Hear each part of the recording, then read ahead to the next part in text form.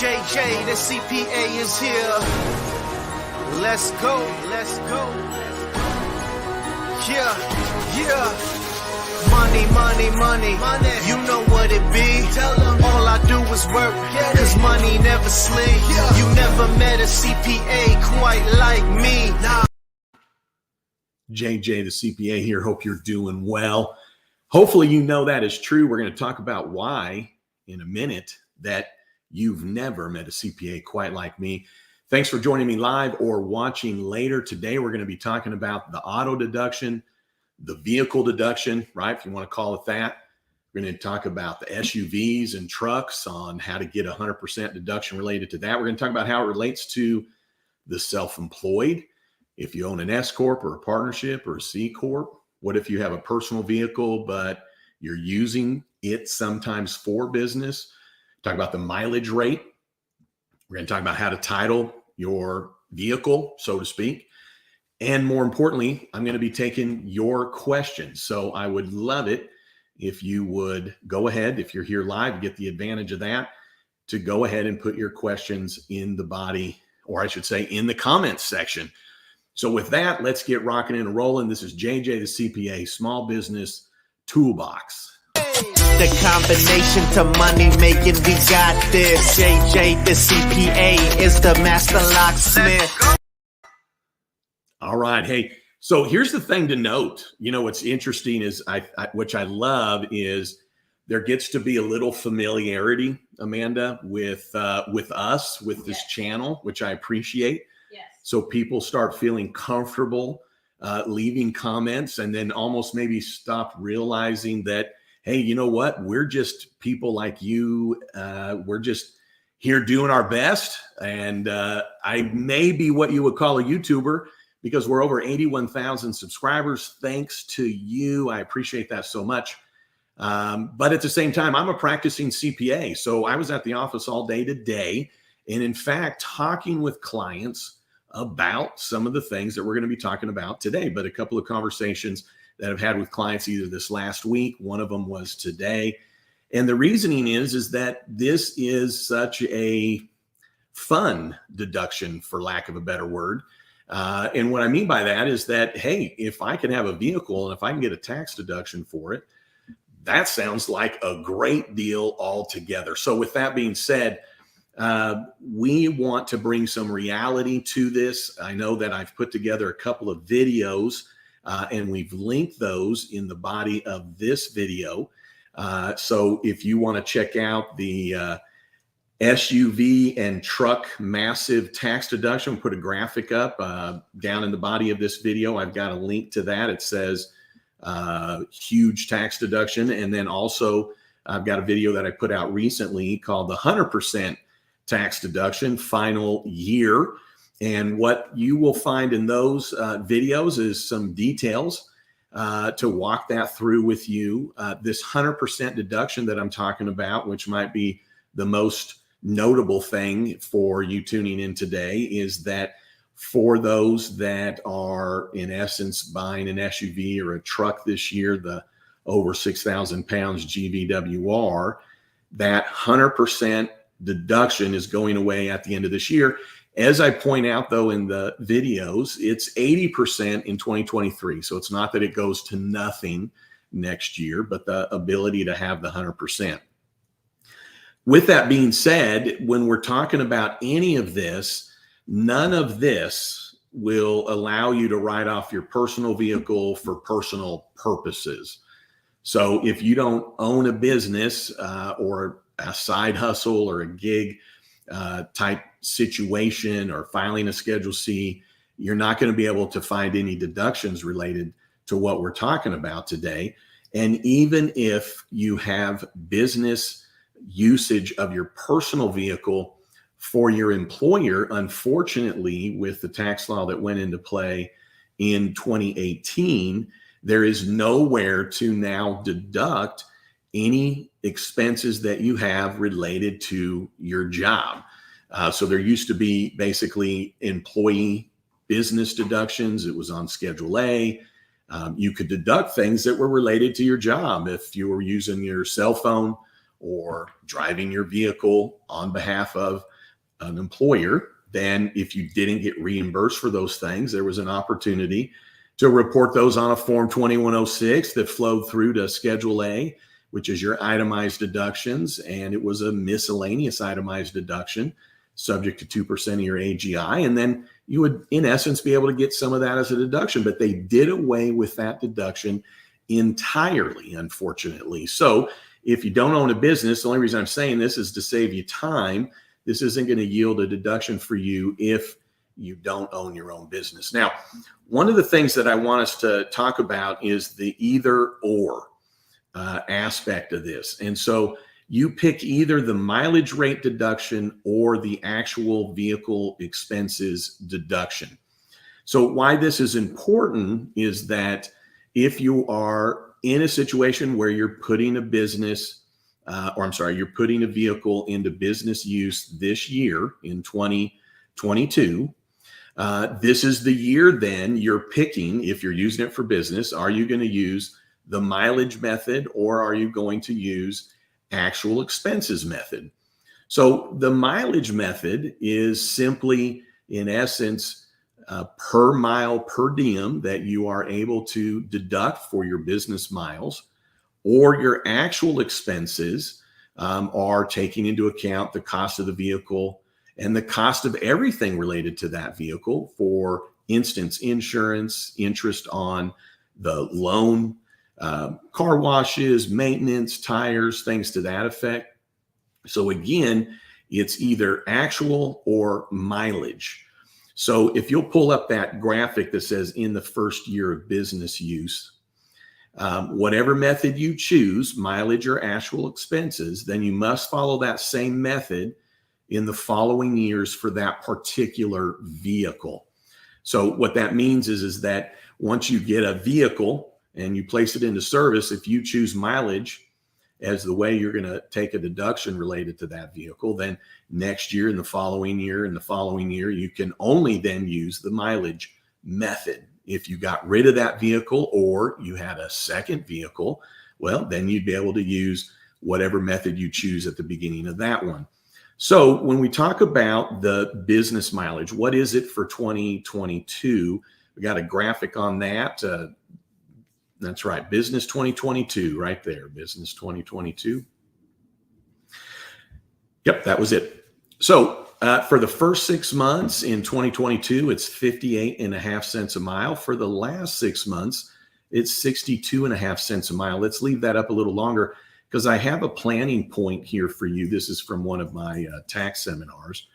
And the planning point is this, that if you're using this vehicle that you own personally on behalf of your business, and you're filing you're filing an S Corp or a partnership or a C Corp. If you're filing one of those three tax returns, which is an 1120S, a 1065, or an 1120, then you need to reimburse yourself that mileage rate at the number of miles you drove your personal vehicle for business.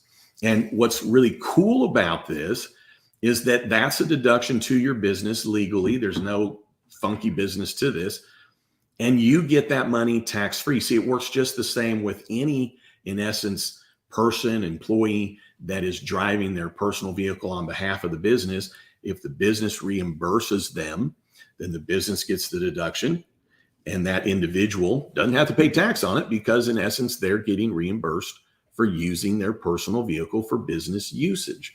Now, if you're filing a Schedule C, a Schedule E, or a Schedule F, so you're the sole proprietor, and you're not filing a separate tax return, you don't need to reimburse yourself. So even if you set up an LLC, but if you're filing a Schedule C, then you follow those rules, which is you're just writing off the miles related to your vehicle that's being used for business.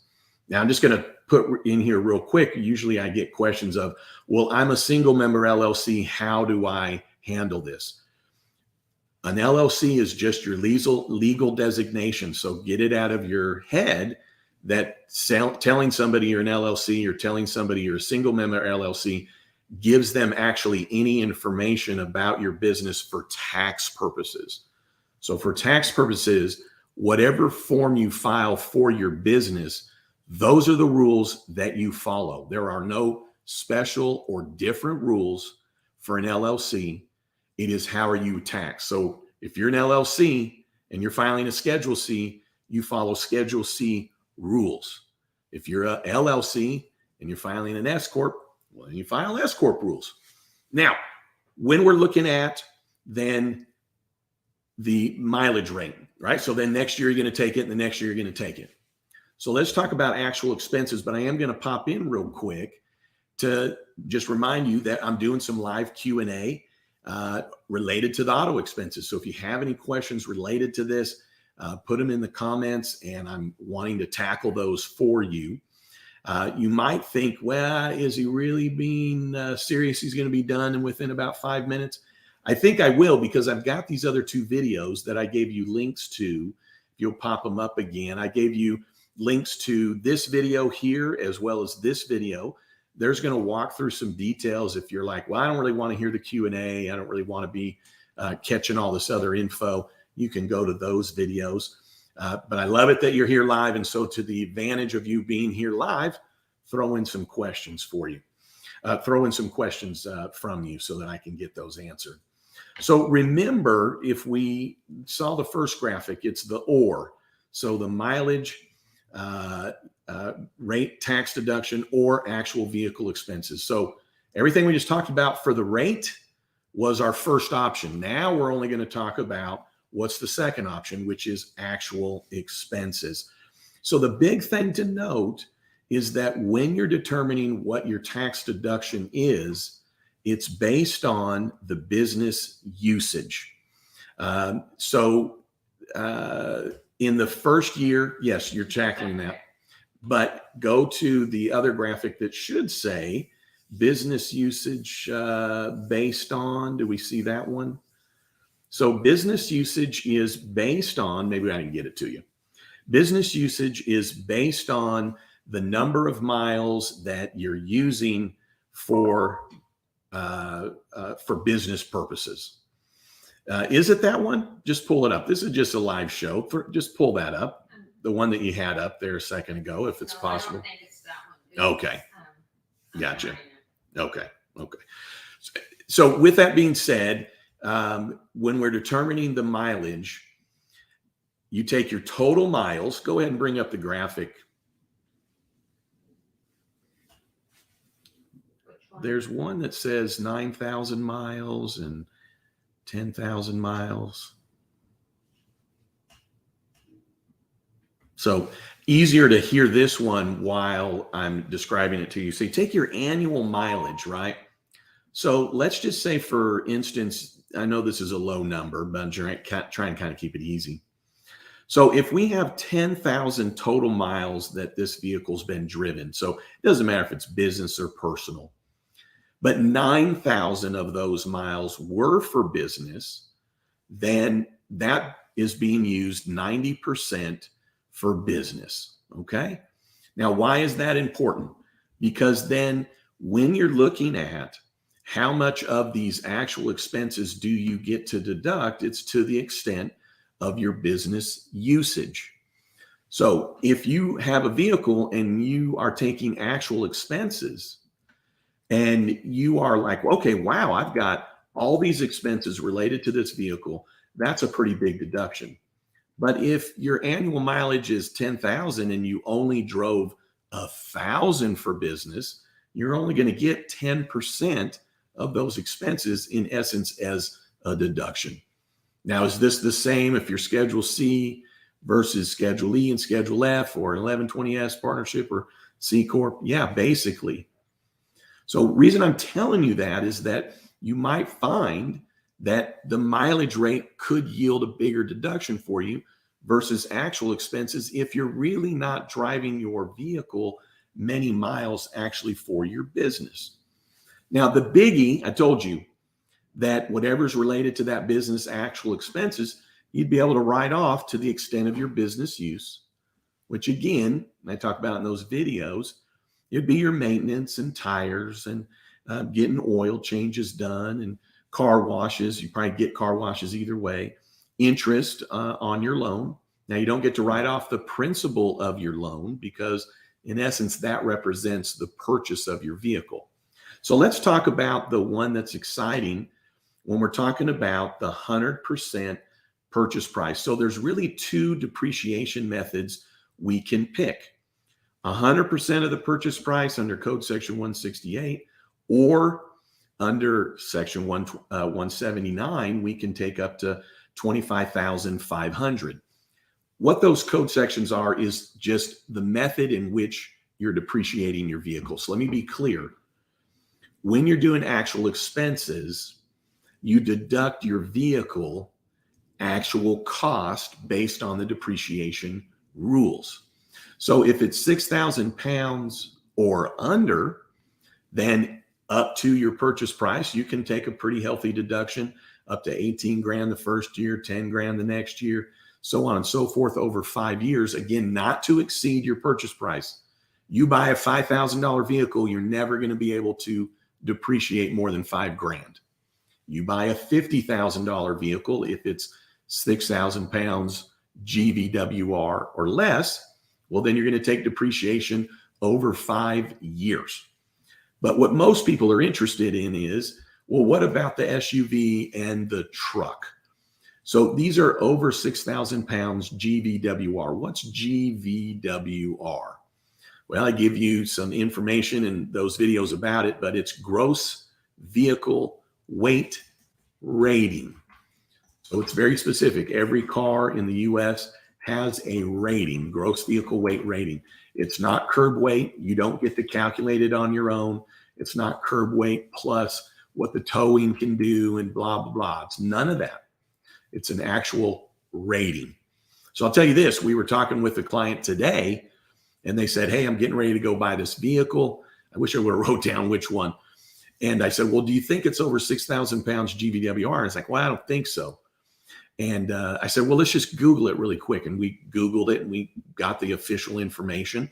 And it's actually 6,100 and something pounds GVWR, gross vehicle weight rating. So they're going to be able to, if they so choose, take advantage of this massive deduction based on the depreciation method that's available to them. So when it's over 6,000 pounds GVWR, then you really have 3 ways you can take advantage of the depreciation rules. One is you depreciate it over 5 years. The second is under Code Section 179, you're limited to the 25,500. If you want to bring up that graphic with the thumbs, you're limited to 25,500. Oh, I see in my graphic, I have an extra 0 by accident there. A little typo, my bad. But with Code Section 179, leave it up. Here's the thing. I don't let clients use Code Section 179 related to their vehicle because there's a caveat in this code section, which is this. You have to use it more than 50% for business, first of all, to take advantage of it. Second, if your vehicle drops below 50% business usage, whatever depreciation you took in the prior year, you have to recapture. What does that mean? You have to add that back, meaning you have a tax consequence. Now, our other option is what I do with all clients that are over 6,000 pound GVWR with their vehicle is we do 100% of that purchase price under Code Section 168. It's up to 100%. Now it is based on your business usage. So how do you determine your business usage? Well, it's based on miles. So really, if you bought a vehicle right now, you have till the end of the year to go, well, how many total miles do I have? How many were for business? And then that's the percentage you would be able to write off of that 100% deduction. An example would be if you're buying a $50,000 vehicle and you bought it all, all of your mileage is for business. Then when you get to year end, no matter what your mileage was, if it was all for business, then it's 100% business use, which means that of your $50,000 vehicle, you would get $100,000 or 100% depreciation write-off. And then you would, in essence, get all of it for business use. So you'd be able to write off a $50,000 deduction related to that. Let's just go one step further. Let's say that you use it in essence, between now and the end of the year for 50% business usage. So you're not below the 50, you're right at 50%.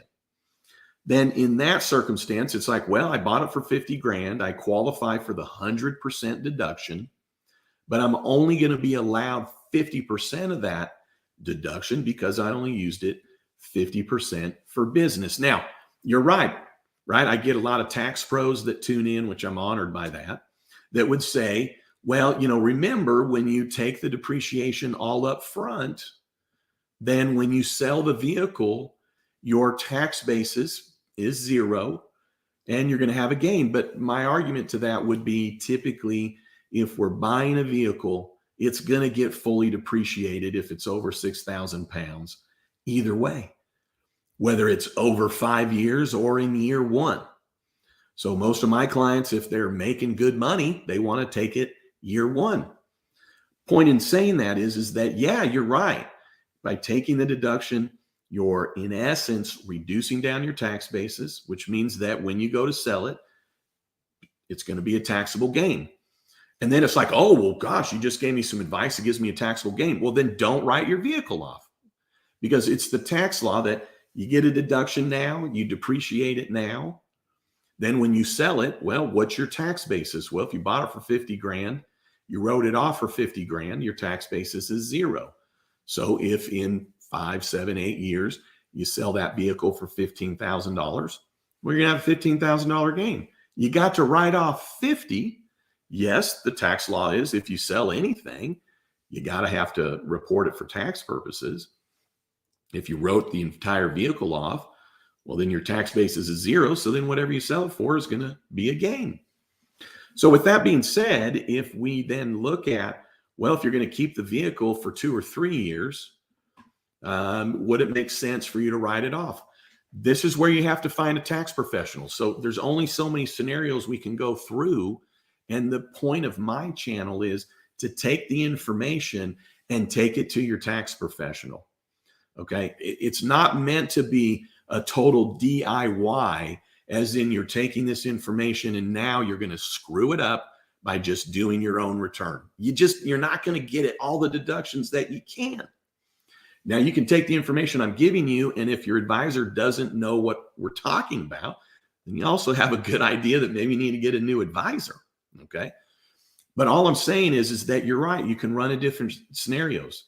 I get some wonderful tax pros that they're new into the tax business. I've got some that are nice enough to tune in. They've been doing it maybe 45 years. Somebody recently commented on a video, and they have a different perspective on certain things. But see, tax situations are different when you get down to the minutia. Because guess what? If you're losing your butt this year, you probably wouldn't want to take 100% deduction because you don't need the deduction. It might even be that you then take the depreciation over 5 years. So I'm giving you the information to be able to take it. The last thing I'm going to say, and then hopefully we've got some questions. Do we? Yes, we do. Okay. Is bring up I think that's a Ferrari. Bob's Plumbing. Yeah. What do you think? Is that a Ferrari or a Lambo? Maybe it's a Lambo. Maybe it's a Lambo. So Bob's doing really well. Bob's doing well. So what is funny here is that what I hear all the time, even to today's time, I should say, is, well, I'll just put signage on the side of my vehicle and then I can just write the whole thing off. That has nothing to do with it. Not one thing. Okay. It might further argue that your vehicle is being used for business. But if you buy signage or you buy a wrap that wraps your vehicle, you paint it, you buy a magnetic sticker or whatever, you're going to be able to write off the cost of the wrap if it's for business, or the magnetic item or the paint job or whatever. You're going to be able to write that off, assuming it's for business purposes. But it doesn't at all somehow suddenly make your vehicle a tax deduction. Your vehicle can never be an advertising tax deduction. Right?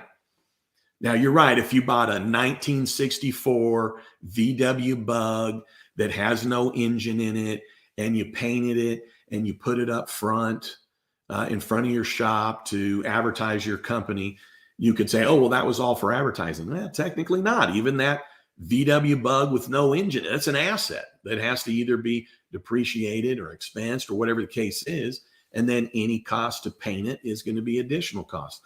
So just putting signage on the side doesn't do anything other than just, if need be, prove that you are using it for business purposes. So hopefully we have some good questions getting ready to come in. And what would be our first one? And Amanda, what I might do is in the Q&A section, I wonder if this is a risk. So, well, I guess I'll just keep turning it towards you. Yeah, I'll just talk loud. Can everybody hear me okay? Well, I got it pointed towards you. Okay. So our first question is from Road Lion. And Road Lion, how are you? his question is, what about a Tesla? So good question. So on the Teslas, I'm not going to be able to spout out every vehicle because that's not what I do for a living. I don't keep up with it. When my clients buy a vehicle, that's when we look into the details. So if you were a client of mine, I would double check that the version of what you bought is not over 6,000 pounds GVWR. So I don't know if they have a version. I think they have an SUV version. I don't know that it weighs over 6,000 pounds GWR. I'd be surprised if it was, because I would assume the vehicles need to be a little more lightweight to be able to function in the way that they're getting powered. So let's just go with if it's under, or if it's 6,000 pounds or under GVWR. So with that, what you would look at is, well, how many miles are you going to drive for business this year, next year, and the year following? So in that circumstance, if you're like, well, I'm in the real estate business and I'm going to probably literally drive 30,000 miles a year. So we would look at that and I'd go, well, let's just, roughly, if 30,000 is your number of business miles, well, then you're looking at, a $16,000, $17,000 deduction for mileage using the mileage rate this year. It'd be that same deduction next year. It'd be the same deduction the following year and the same deduction after that. So I would go, okay, well, if we're going to drive on average 30,000 miles of business, then what would our mileage deduction be or estimated over the next 4 or 5 years? Now you may say, well, I just work from home and I don't have that many business miles because I don't have to go out that often. I do have business use. I'd be like, okay, well, then probably your number of miles is going to be low. So doubt that the mileage rate would give you any kind of good deduction. So then what we'd look at is, okay, well, then what are the actual expenses here? And we'd look at, well, what's the depreciation going to be on that? If it's over the, if it's 6,000 pounds or under, then we're looking at 18,000 of depreciation the first year, 10,000 the next. It's going to go down to 5,000, et cetera, and then it's going to max out after 5 years. So I would say, okay, well, here's our deductions based on that. What's the other expenses that go on related to this? Most notably for that, it'd probably be maybe the interest on the loan payment, insurance, maybe the tires. And we'd look and say, well, what do we think the annual costs are related to this? But see, we can't just stop there. What we have to look at is, but what's then the percentage of business usage on the Tesla? And with that, you would go, okay, well, if I'm hardly driving at all, then maybe my annual mileage in total is only 5,000 miles, meaning, in current conditions, I don't go out that often. So I don't have a lot of miles. I don't have a lot of business miles. But if you drove only 5,000 a year and 1,000 of those were for business, well, it's like, well, that's going to be 20% business usage. So you would take all your actual expenses times 20%, and you go, well, what's going to give me the bigger deduction here? Okay. So that's whether it's a Tesla or pick any other vehicle. Now, the Tesla most likely is going to come with some tax credits. Now, when I say most likely, it depends. So with that, you should be able to get directly from the dealership you're interacting with or online what credit is going to go along with that. Now, the Inflation Reduction Act that was just made law here a couple of weeks ago, I have a video on that you can go check out. There are tax credits related to electric and hybrid vehicles up to $7,500. These credits have been extended through 2032. Check this out, which would include the Tesla. If you're buying a used hybrid or electric vehicle, it also can qualify for a credit, no more than $4,000 or 30% of the cost of the car, whatever's lesser. So whatever the cost of the vehicle is, no more than $25,000 times 30% versus $4,000. What's the lower number? That's your credit if you buy a used vehicle that is hybrid or electric. If it's brand new, it's up to $7,500. And what's interesting on that, though, is under the Inflation Reduction Act, for the new tax credit of up to $7,500 on electric and hybrid vehicles, if you make over $300,000 married filing jointly, over $150,000 single, you don't get the credit that goes along with it. Also, for the new vehicles that would qualify for these credits, any cost, the MSRP, so you can't somehow wrangle these numbers with the dealer, but if the MSRP is over $80,000, it doesn't qualify for the new credit.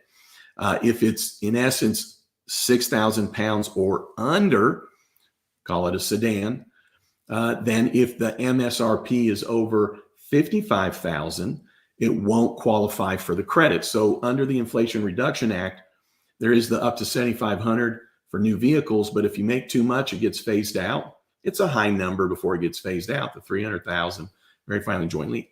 But also if the MSRP is too high, for lack of a better word, well, then the credits is going to get phased out or not allowed. Now on the used vehicles, as I told you, only up to the first $25,000 of a used electric vehicle or hybrid can be used for the 30% calculation. That would be your credit, but no more than $4,000. With these, though, here's what I want you to note, that those tax credits are available to you whether you own a business or not. You're going to be able to get those tax credits. So if you do have a Tesla, the way this would work, I'm going to use a simple example. Let's say that it is brand new and it comes with, let's just go under current conditions. So if you say, well, you just said that Tesla gets $7,500 tax credit. No, I didn't. I'm saying an electric vehicle or a hybrid, maybe like a Tesla. Let's say the cost is $50,000. It's brand new. I get it. Maybe that's not a real cost. I'm trying to keep easy math here. But let's say that you get a $7,500 tax credit on that. So $50,000 minus your tax credit of $7,500 then leaves your remaining depreciable basis of $42,500. Meaning whatever the credit is, you reduce down the cost that's then available to take for your actual expenses. So why am I mentioning that? So for the person that had the question on the Tesla, you may look at it and go, well, does the credit affect whether I do the mileage rate or if I do actual expenses? And the answer is no, in the sense that you get the credit either way. What you would then look at is, when do you get the depreciation? It would be in the first year. So any credit that was taken or allowed, then you reduce down your cost of that vehicle by the amount of your credit, and whatever's left over for that, then that is the amount that you would be able to depreciate based on its GVWR. So there's some nice benefits in the electric vehicle, in the hybrid, from the standpoint that you're able to get the tax credit. So when I had indicated to you here at the beginning that if you don't own a business, you're not going to be able to benefit from what we're talking about, well, that is true as it relates to writing your vehicle off for mileage rate, or writing off the actual expenses as a tax deduction, or depreciating it. However, whether you have a business or not doesn't change that you could qualify for a tax credit as indicated. So we're waiting for the IRS to come out with further detailed information related to the Inflation Reduction Act. So quite frankly, the reason I say that is when you now decide that you're going to go do something related to this, really, hopefully, you're making sure that you actually have information from the actual IRS documentation of how this new law is going to actually work, what vehicles it's going to qualify for, and how much. Typically, what the IRS has done in the past is very much specified, here are the vehicles that qualify, and here is that credit that qualifies. So unfortunately, if you just take the word of the person that's selling the vehicle to you or helping you finance it, they may just be misinformed, or they may not know either because it's not officially out. And for those that maybe feel they have the official information, well, good for you. It might be coming from the law, but we always want to wait for the IRS to bring their own interpretations in terms of actually applying all of this. So great question related to that. Good example of kind of how we still really have to look at everything, but I like it because we got to differentiate out that tax credit related to that. So thanks for listening. And well, I hope you're a subscriber. We normally turn on a filter. We did. We did. Okay. Yeah, So thank you. We turn on a filter. Redline's been around a long time. Oh, okay. Yes. Okay. I thought you said red lion. Road. And then just to let Thanks, you know, Roadline. people were commenting that the Model X of the Tesla is $6,250. Nice. The rest are not. Yeah. Nice. So with that being said, if you get that, then you need to Google it. You need to have it in your tax file. You won't be able to say, hey, per the live show on August 29th, JJ said it was this. You need to Google it. You'll still need to have it. In the early days, there was like a certificate that came along with it, or some kind of official documentation that came along with the vehicle. They don't seem to do that anymore, but it should be readily available. So that's awesome. So with that vehicle that's $50,000, if it gets a $7,500 credit as an example, and you have $42,500 left over after the credit, and it's 100% business usage, then that'd be a $42,500 deduction. our next question is from Hustle Man. Hustle Man. So I could do mileage on one truck and actual expenses on another one on the same return. Oh, I love that question. Yes, yes. So the reasoning for that is that you're not picking the method for your business. You're picking the method for that particular vehicle. And so, yes, you would be able to, on one, go, yeah, I'm going to do the mileage on that. And that might be one that, is going to have high mileage year after year after year. And then on the other vehicle, you do the actual expenses. It's just that then for each of those vehicles, then when you get to the next year, you have to follow that same method. And the thing to note is, a question could be, well, when do I have to decide which method I'm actually using? Well, it's when you file the return. That's in essence when you're electing, for lack of a better word, how that's going to be taken for tax purposes, for deductions or depreciation. So you technically have all the way until the due date of the business return. So if it's with a S Corp or a C Corp or a partnership, that's all the way to March 15th of next year. If you file an extension, you got all the way till September 15th of the following year. If it's on a Schedule C or E or F, meaning you're not filing a separate return, you have all the way till April 15th of next year to decide what you're doing for 22. And if you file an extension, all the way till October 15th of next year. So you have time so that you can kind of do a good analysis related to that. All right. What's our next one? And thank you so much for that. Our next one is from Road Lion again. Can you lease your vehicle to the business and add a Schedule C and let the business pay the payments? LLC filing as an S Corp. So the short answer is kind of yes to all of that. The reason I say kind of yes to all that is that you have to just do that so carefully to ensure that everything's done properly. It walks and talks like a lease, because in essence, when a vehicle is leased, You're just paying the monthly payment related to it. It's the rent, so to speak. And when you have a company, for instance, that you own 100%, and then you have a Schedule C, well, obviously you're the 100% owner of that. Or even if your spouse has a Schedule C and you own 100% of the business, the IRS just sees you collectively for tax purposes as one person, as one unit, your spouse included. Now, if you had a business and you're like, well, I only own 40% of that business, I went ahead and got a vehicle, I'm going to lease it to this business that I only own 40% of it, then the IRS would say, okay, well, we don't see that you're one group here. But when you control both sides of it, the IRS just isn't going to let you manipulate the circumstance. And what that means is, if it's not a true lease, it's not going to really fall into the opportunity of being a lease. Now, let me back up from that, because if somebody's come up with that way, I don't even want to sit around and argue about it because it's pretty obscure. The thing to remember is this. The other reason I would kind of call that not a good plan is that when you're leasing the vehicle and the S Corp's paying it, well, that's income to the person that owns the vehicle, which would be you. If it's on Schedule C, well, then it's subject to self-employment tax. So in essence, you've taken something that should be a deduction and you've now kind of washed it out with income. So it would be a deduction to the S Corp, income to the individual. That's a wash.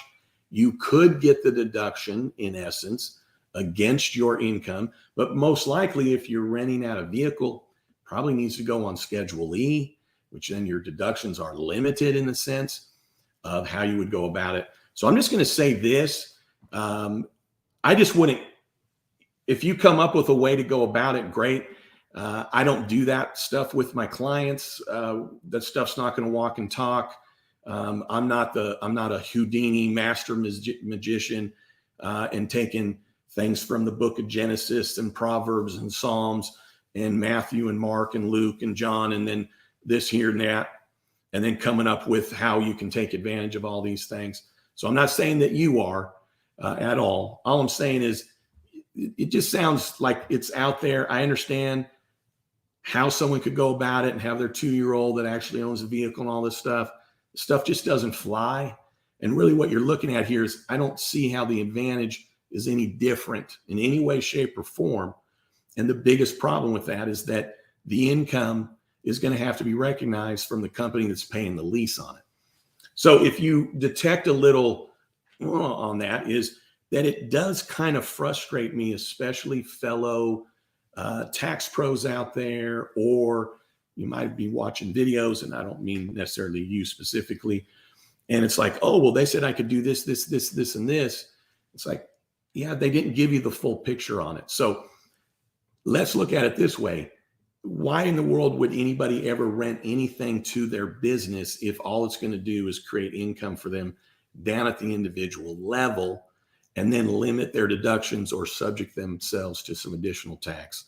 So with that, it's not really my speed. I don't think it could fly.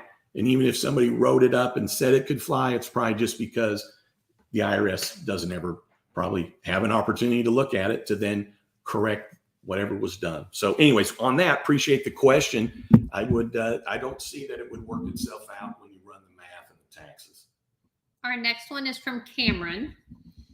I heard lawyers and doctors couldn't write off their car if they have an S Corp because they are a professional business. So Cameron, thanks for the question. Never heard of such a thing at all. So basically what it comes down to is if it's an S Corp or a C Corp or a partnership, does the entity own it? Yes or no? If there's a loan on it and you want to write off the interest, well, is the business somehow on the hook for that? Is it in the business name, or does the business co-sign or guarantee it? If so, then the interest gets to be written off. Then whoever's in that vehicle, whether it's a doctor, a lawyer, or just to go with other professions, a plumber, which is also, in my opinion, a professional that is a service provider, or somebody that provides any other service, if you will, or whether they buy and sell widgets, that doesn't change anything.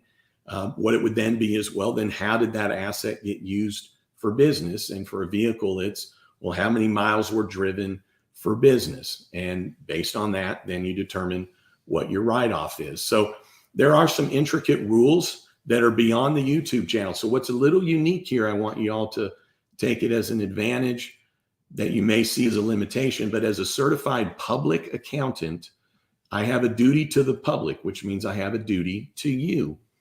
So when I'm walking through certain things, there's certain steps I'm not going to go to because you would need a tax professional, and I don't know who's watching the videos, meaning IRS can watch my videos all day long, but I mean, I don't know if somebody watches 2 seconds of my video and then runs off with this kind of half information and does something.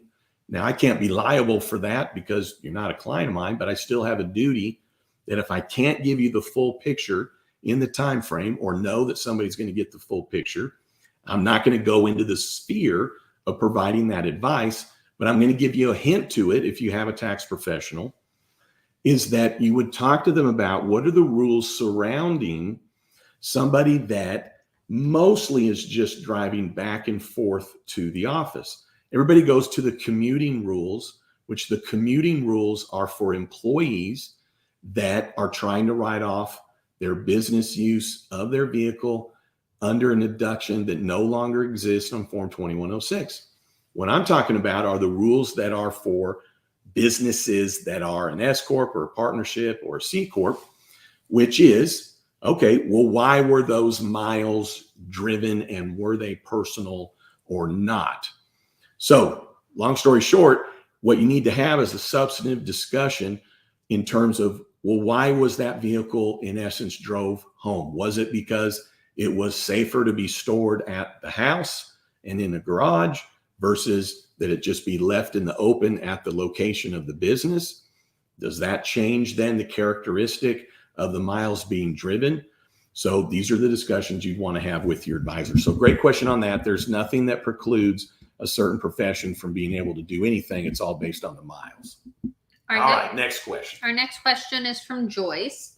If you write off 100% use and then trade in or sell the vehicle within 2 years, is there a penalty? And are you taking new clients? I'm in Texas.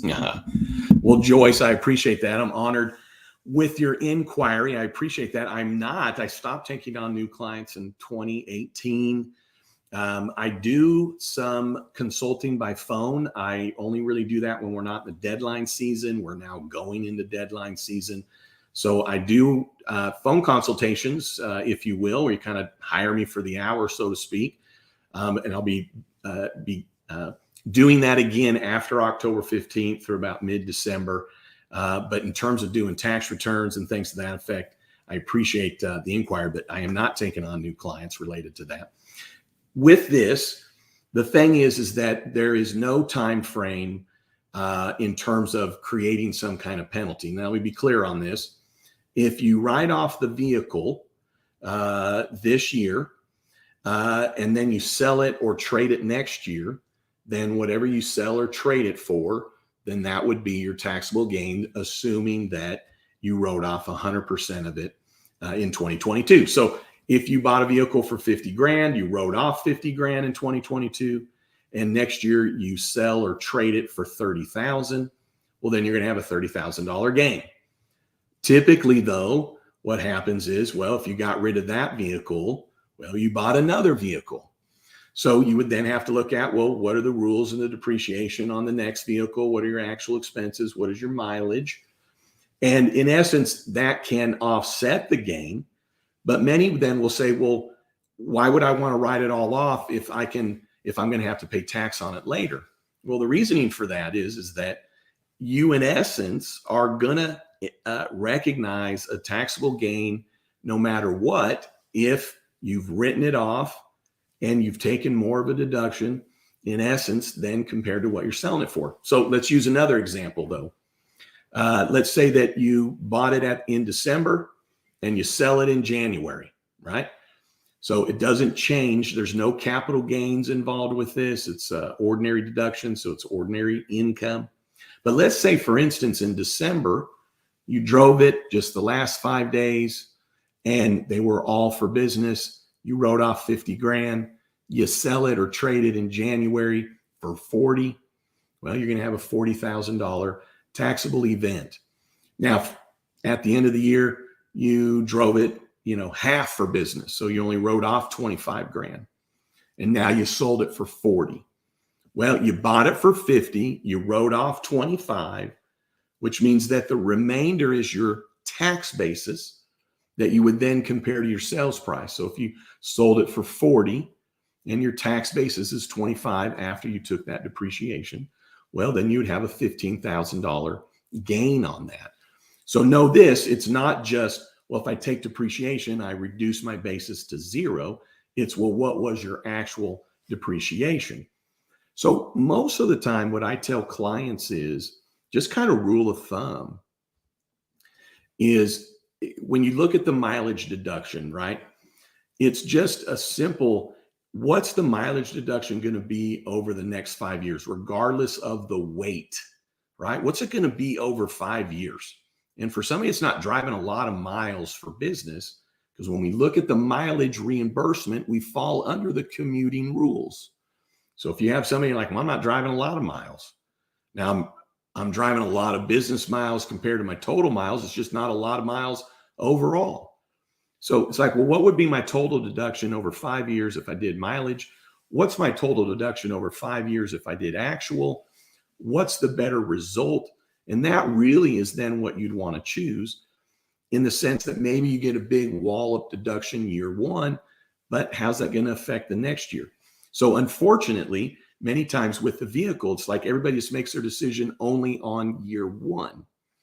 Now, for my clients, if they're buying, they're typically keeping probably 4 or 5 years, which this means this, they're going to get the full write-off on that vehicle that's possible within the 5-year span, because autos are written off over 5 years. So to me, it's like, well, if we're going to depreciate it, why wouldn't we take it up front? If we're doing actual, why wouldn't we take it up front? And here's a reason that you wouldn't take it up front and you take it over time.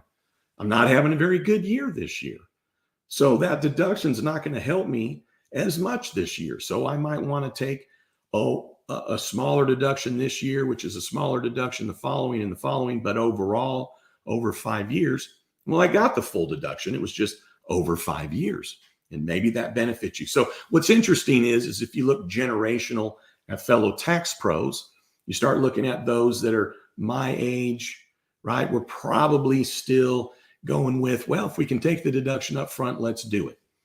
You get into the generation of those preparing tax returns that are maybe in their last 10 or 15 years of practice. They're like, you know what, maybe we just take a little bit each year. That probably is going to work out better for you. You get the younger ones, they didn't even know there was a choice to take it over 5 years or taking it all up front. But the bottom line is that your tax pro, typically based on their age, is then also the majority of who they're working with, right? So the people my age are my clients. And where are they in their business? And where are they in their income? And the only reason I say this is that for the younger generation of business owners and the younger generation of those that are doing tax work for others, those are the years that maybe actually you may want to take it over time, because if you're in your first year of business, you're probably not making as much as you're going to make in your second year or in your third year. So the only reason I'm saying that, what's interesting is the younger generation, as in like when I first started my practice at age 25, and all the youngsters I was running around with that are now still my clients 25 years later, we were like, oh, deduction now. You get to the end of your career as a tax advisor and you're like, maybe we should take this over time. All I'm getting at is that is good advice, but in essence, you got to look at every circumstance. What is it going to be over time? So with that being said, I'll try and be quicker with my other answers. How many other questions do we have? Because we're going to try and just contain it to the time. 1, 2, 3, 4, 5, 6. Okay, so we're going to leave the questions at those 6. If it happens to be somebody doing a follow-up, we may not be able to get to that. So okay, What is the next question? Next one is from Greg. Roll Tide. Okay, yeah, great. Roll Tide. I keep up mileage in QBO. When I was doing it manually, I kept up with the odometer reading, but QBO doesn't. It just keeps up with the total trip miles. Do I have to report the odometer reading? So great question on that. When you report your mileage as a business that's filing a schedule or a 1120S, a partnership, or a C Corp, or if you're taking actual depreciation, so your actual expenses, then it's on form 4562, not to get too detailed, but on page 2, that's where the vehicles are.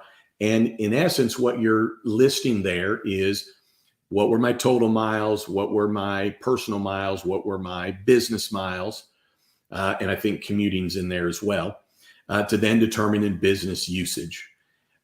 When you then are taking this on Schedule C, in essence, it's really just the same information. It's just that it's on Schedule C, unless you have enough information to throw it up over on an auto worksheet that ties into 2106 that goes to Schedule C. I get it. I'm going in the weeds.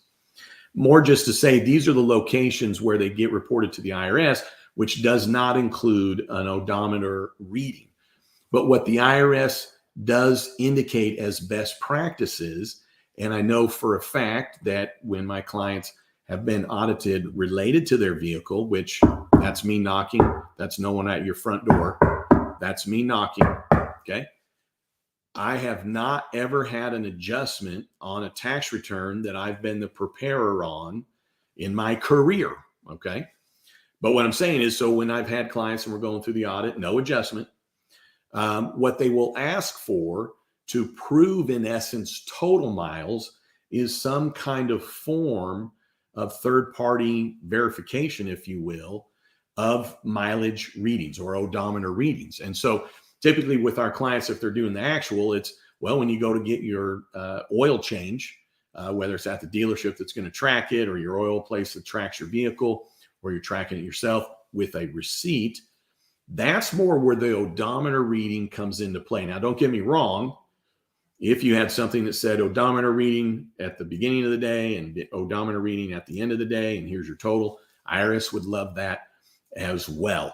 A lot of people don't know this, but IRS does actually allow for substantiation purposes that you provide just 3 months of what your mileage is in detailed documentation, in essence, to substantiate the entire year. Miles still have to be correct. Miles still have to be right.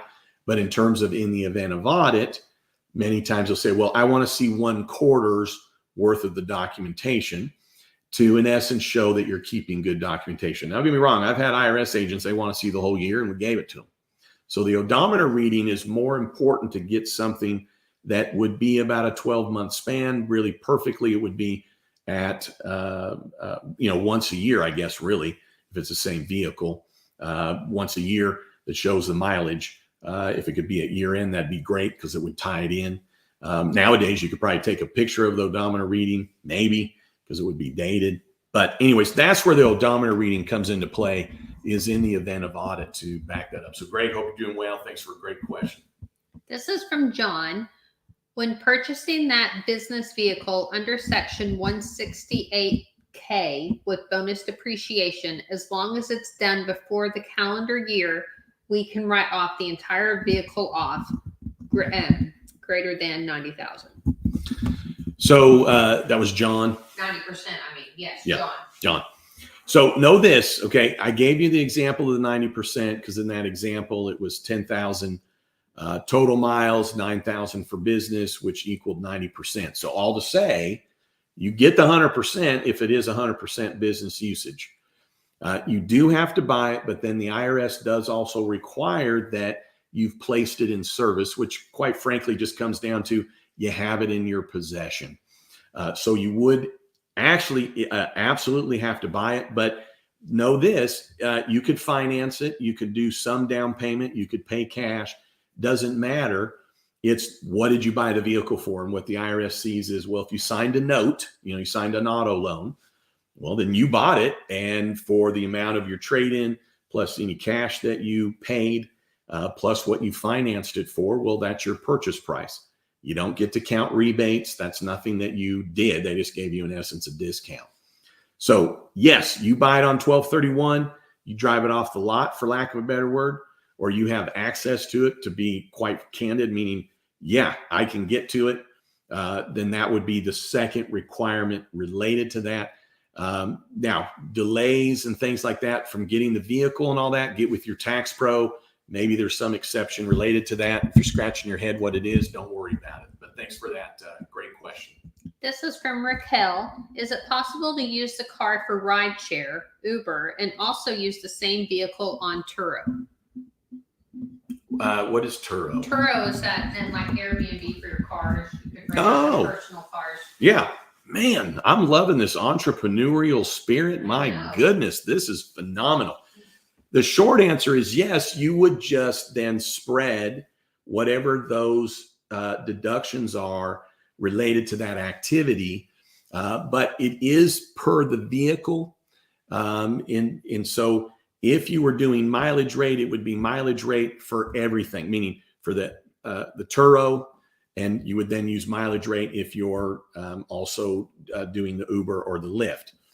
If you're doing actual expenses, meaning you're going to depreciate the vehicle, take all the upkeep, the interest, the insurance, then you would say, okay, well, the total miles for the year was 30,000, and 10,000 of that was miles related to Turo. 20,000 was mileage miles related to being an Uber or Lyft driver. So then it'd be, well, 1/3 of those actual expenses would offset the Turo income. 2/3 of that expense would offset the Uber income. Now, I would say this, most likely you're seeing this, and I haven't seen anything different from the IRS, but when you're doing the Turo business, just as a side note, if you were my client, I would be looking at reporting that income and the expenses on Schedule E.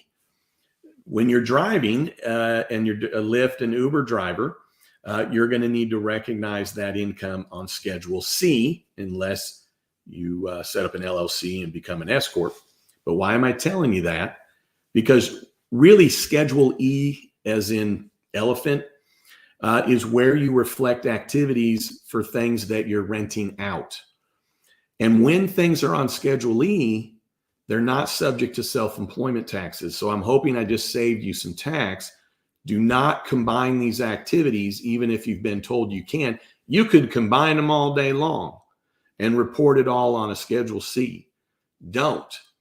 So if you don't have an LLC set up and you're not an S Corp and you're just reporting this directly on your personal return, then the Turo, which is renting out the vehicle, report that income, those expenses on Schedule E, because the net income will not be subject to self-employment taxes. Schedule C, where you're showing the Uber and Lyft, well, whatever the net income is there, that's going to be subject to self-employment tax, 15.3%. Now, I would actually recommend, if you were my client, we're not doing either one of those things. You would be setting up an LLC at the Secretary of State. That's your legal designation. Provide some separation between you and these businesses.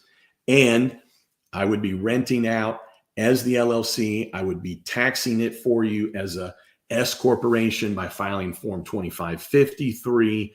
And related to that, in essence, you have it all up in that S corp level, which then none of that income is subject to self-employment tax. Now, I have some other videos coming out about self-employment tax, the effect on Social Security benefits, the S corp and those wages, and the effect on some other aspects, what's reasonable wage. So be looking out for that. So great question on that. I love the entrepreneurship. This question is from John. It does have to be purchased by the S Corp correctly or purchased with the business bank account. Yes, thank you for the clarification on that. I do talk about it in the one that I'm doing this in the thumbnail, massive tax deduction. So let's be clear. Yes, what I appreciate is that you basically designated what return we're talking about. But if it's a partnership, an S Corp, or a C Corp, you're filing a separate return, The business needs to own that vehicle, needs to be on the title. It needs to really, like the down payment would need to come from the business bank account, and the payments need to be made by the business bank account. That's also the only way you'd be able to write off the interest if you so had a loan. And then also it would need to be placed in the service. Now, if you're not an S Corp, you're not a partnership, you're not a C Corp, meaning you're not filing a separate return. If you're like, oh, I don't know what I am, do you file a separate return? If you still don't know the answer, you need to fire your advisor and get one that will help you easily understand these things. But nonetheless, if you're not filing a separate income tax return, well, then you're filing Schedule C, an E, or an F. And all to say this, even if you have an LLC, that then people will say, oh, it's a single member. All that means it's one owner. Doesn't mean that it's taxed anything different. Even if you have an LLC, well, because you're a Schedule C, a Schedule F, or a Schedule E, while I would recommend you title it in the LLC, it wouldn't be required to get the deduction. So the reason I like what John was asking is that it really separates out that, yes, with an S Corp partnership and a C Corp, you have to follow all of what we just talked about. All right, is this our last one? Yes. This is from Run in Texas. Is the depreciation 5 years on a used car or only on a new vehicle? All right, Run in Texas. I know Run in Texas. Let's see. With this, I love it. And I'm so glad that you brought it up because I actually don't know that I mentioned it in the one that's got the green Range Rover on the thumbnail.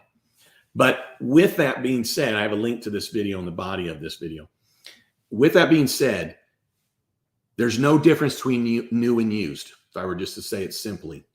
Meaning whether it's new or used, it qualifies for the 100% under 168, 100% depreciation deduction. Whether it's new or used, you can take Section 179 if for some reason you do that, which you never should. For what I said earlier, your business uses drop below 50%. You're going to pick up an adjustment and recapture that depreciation in that year that the usage drops below 50%. Now, when you go to then the depreciation, it's over the 5 years. And the only difference between new and used is the cost basis, really.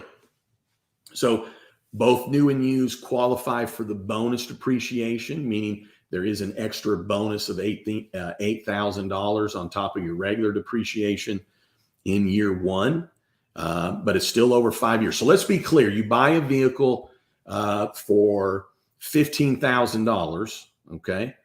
It doesn't mean at all you now get to write off $18,000 in the first year. And I know Running Texas, based on the questions we've had with Running Texas in the past, this isn't directed towards you specifically. I'm just adding to the answer. Meaning whatever you purchase it, that's the max you're going to be able to write off over the 5 years. When I say up to $18,000, that means that in essence, you're getting 1/5 each year. But to really get in the weeds, there's something called makers, which is a modified way of doing the depreciation. And you get a little bit more in year one, a little bit like this, to a little less. But the easy way to know it is you're just spreading that cost over 5 years. So whether new or used, you're just spreading whatever that cost is over the 5 years. The tables will, in essence, tell you what those limitations are. Again, that's still based on the business usage, which is, well, how many total miles did you drive? How many were for business? So what percentage of that vehicle is being used for business? And then what's the depreciation actually allowed? And whatever depreciation is allowed based on your cost basis, you would multiply that times your business usage amount. And in essence, that's what is the allowable amount of the depreciation. But again, just as I said at the very beginning, the great thing with the rules right now is it doesn't matter if it's new or used, they are the same. So in closing, know this, when we talk about this bonus depreciation, the 100%, if you happen to be watching this later in 2023, I mentioned it earlier, but that 100% under Code Section 168, which is called the bonus depreciation, that goes to 80% in 2023, 60% in 24, and so on and so forth till it is 0. So the reason I mention that is that what I tell clients typically is if you think you're going to need a vehicle for business purposes between now and the end of next year, so it doesn't matter what year we're in. I say, if we're having a good year, right, and we're looking in essence for a way to reduce down taxes, and you need, and I don't say need like, oh, wink, wink, you need that. I'm saying like, you think you're going to need a vehicle between now and next year, the end of the following year, then we look pretty heavy at, well, should we do it this year? Well, my clients and I are looking heavier because what I'm telling them is like, if you need this vehicle, you're going to need to replace it sometime for sure by the end of next year, but especially if it's in like the first quarter, first half of the year. And we feel we're going to be able to do bonus depreciation, which remember that's on SUVs and trucks. But the bonus depreciation also helps the vehicles that are 6,000 pounds and under by giving them up to another 8,000 in year one on the regular depreciation. All I'm saying is that, well, that is a little different the following year. It's not earth-shattering different, but it's different. And yes, you're right. We have to look at, well, what did we depreciate the vehicle for previously? Therefore, what is the tax basis? And what are we going to get for it when we trade it in or sell it? And therefore, there's going to be a taxable gain. And why am I going through this? So if somebody's going to sell a vehicle, and I'm just making it easy, they bought it a few years ago, they wrote it all off. Okay. So their basis is zero. It doesn't matter if they bought it for 30 grand, 40 grand, 50 grand, 60 grand. They wrote it all off, right? In this example. So their basis for tax purposes is zero. Now they may say, well, what do you mean it's zero? It's worth on this vehicle $30,000. Yeah, that's what it's worth economically. For tax basis, it's zero. So if they sell it for 30 or trade it in for 30, then they're going to have a $30,000 ordinary gain. Just think of it, it's 30,000 of income to that business, whether it's Schedule C, S Corp partnership, or a C Corp. So then what we want to make sure is, well, if that's going to happen this year and you're getting another business vehicle, well, we probably should try and do that in the same year to help offset it. Why am I going through this? Let's say in that example I just gave you, they sell it for 30, they have a $30,000 gain. Now they're going to get a $60,000 vehicle, right? And let's just say for grins, it's 100% to keep this all simple. Well, that's a $60,000 deduction. But on the other vehicle, separate transaction, there's a 30,000 ordinary gain, right? All that means is it's not a capital gain, okay? So when you net them together, $30,000 gain offset with a $60,000 deduction, then you net out of that, right? The difference of a $30,000 deduction. Why am I even bringing that up, right?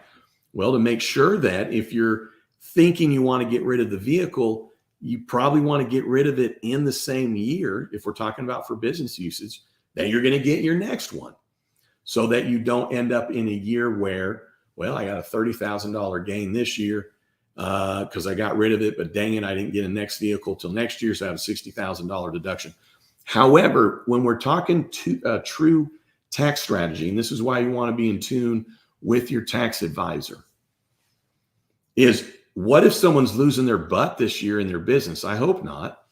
It might be like, well, maybe we want to get rid of the vehicle this year because that $30,000 gain, yeah, might offset a loss, but we're already at a loss, or we're in a very low tax bracket. So maybe we do want to get rid of the vehicle this year, knowing we're going to get another one, but not get it till early next year because that deduction would be more valuable next year. So that's why it's not one size fits all. All things being equal, it's like, well, if all things are equal from one year to the next, probably always kind of better to get your deduction now, get it up front. When in doubt, deduct, as my tax professor said at Abilene Christian University all the way back in 1991, believe it or not. So with that being said, there's a lot that goes into this. So I'm glad that you tuned in.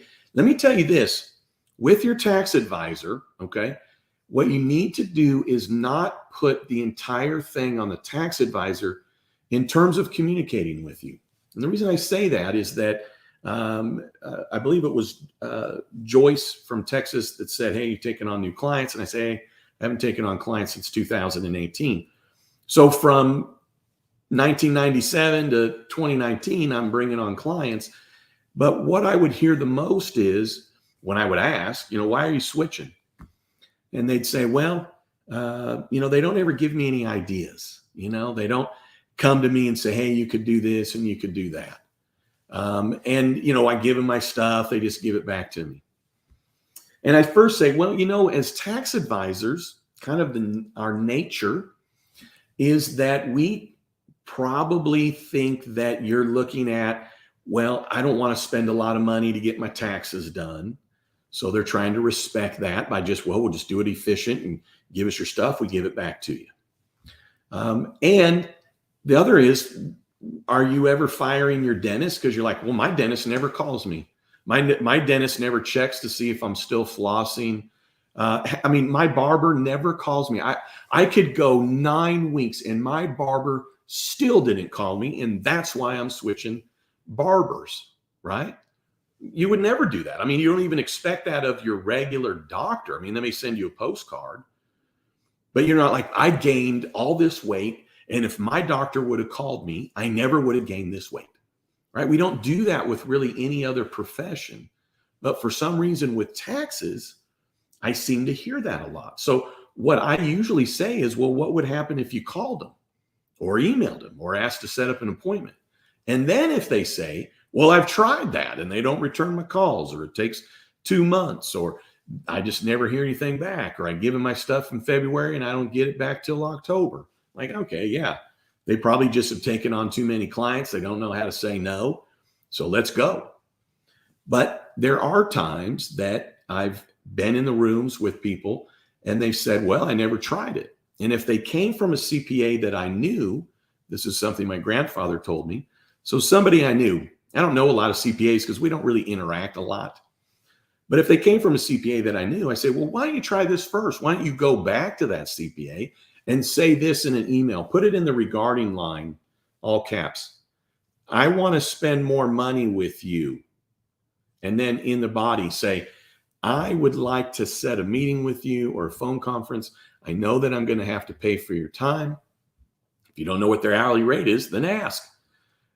Because I would like to get some ideas from you. I'd like to do some strategizing with you. I'd like to be able to get an idea where I stand right now. What is it that you need from me? When can we set an appointment? Here's a time that I'm available, right? Just the same as if you call your dentist or you call your barber. You set up a time to do it. So typically where I got was, and I'll close with this, where I got by about 2010 with my practice was this. When people would say, what kind of client do you want to bring on? Well, I could kind of spout out, well, I specialize in this, and I don't do this. But what I started saying is, I want a client that's more interested in their taxes than me, because it's not even my taxes. But if I have a client more interested, then what that tells me is they're ready to actually do some communication and some planning and strategizing. And they're going to understand the value of, well, I might have to spend a few $100 to get some ideas to save me $30,000 in taxes. So if you just see your tax advisor as a cost, is it because they really are just that? They don't have anything to give you? Or are you just thinking that's a way to kind of save on costs? It's the last place, in my opinion. So building that relationship with your advisor by you reaching out, you following up, okay? Now, the reason that you would want to also do that is that you'll then get ideas. They're then going to be familiar with your numbers. They then probably could come to you with ideas. So luckily, my clients, the list that I have now, which is very small, typically if something comes about and I know it's going to affect them, well, I'm reaching out to them. Like with PPP and with the ERTC, pretty much all of my clients that we did ERTC on, I just sent them the form and I said, sign it, send it in, you got ERTC. Like, what is this? And I told them. So with that being said, I'm not saying everybody can do that, but at the end of the day, get a good working relationship with your advisor, and hopefully you'll see some benefit out of that. Now, thank you for tuning in. Check out my Employee Retention Tax Credit seminar. I want to tell you this. It's A to Z. If you don't know how to get an ERTC and your tax advisor says, I don't know how to do it either, take my seminar, and maybe with the person that is your tax advisor, you guys can figure it out together. Because at the end of the day, this is going to tell you exactly how you go about calculating it. So with that being said, in the body of this video is a link to my ERTC seminar. I tell you how to fill out Form 941X to the letter, to the T, to every aspect of it. Do not pay a percentage to somebody for your ERTC. And the reasoning why is that it's no way worth what you'd be paying as a percentage. The ERTC is quite a valuable tax credit. It's meant for those that have been going through the pandemic, that need relief, that employed employees while their gross receipts are down or while they were closed. It should not be a time that you're now paying a percentage of that credit to anybody. Okay? What you should be doing is paying for their time or however they decide they want to charge you, but you don't need to pay a percentage. So if you're not familiar with the ERTC, got a bunch of videos on it. It's a huge credit. Check it out. And with that, I'll say thanks for tuning in. I'd love it if you'd subscribe. And then don't you ever forget, don't go to an end because we want to say goodbye to some people. And don't you ever forget, you've never met a CPA quite like me. All right, who do we have on? I don't know. Once upon a time, I could see who was on. Amanda, I don't know if. Rob's on with us. Good to see you. Rob with Imagine That Toys. Thanks for everything. And we got Kevin, Hustle Man, Greg. Thanks for the questions. Running Texas, Ivy. We got Tool Daddy. Thanks again for the question. Road Lion.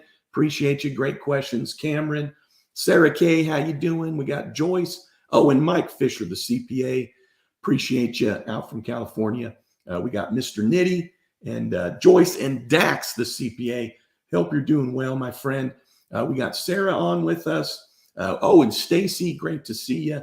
John, Raquel, love to see all the activity going on during this. So thankful. Oh, and we got Card Shop Reality, of course, CSR.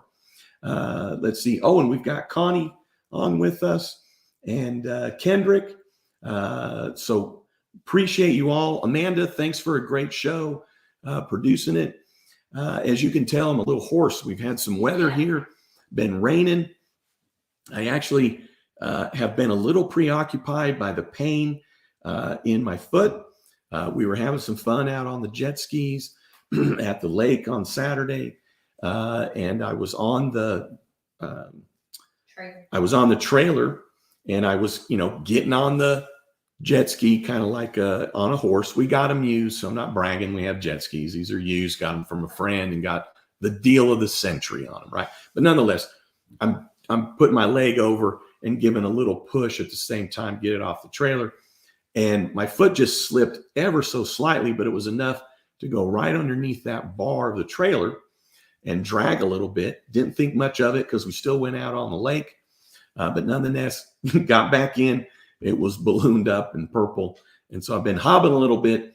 So I've been a little preoccupied. I've had some sharp pains anyway. So I have noticed that I have stuttered just a few times, but I've been a little preoccupied with that. All right, I'm going to say it again. Yes, what do we got? No, I was going to show you that last comment. Oh, okay. John from LA, California.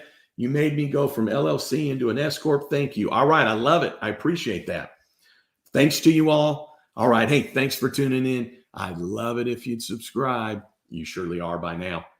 And then don't you ever forget, you've never met a CPA quite like me. Have a great one. I appreciate you.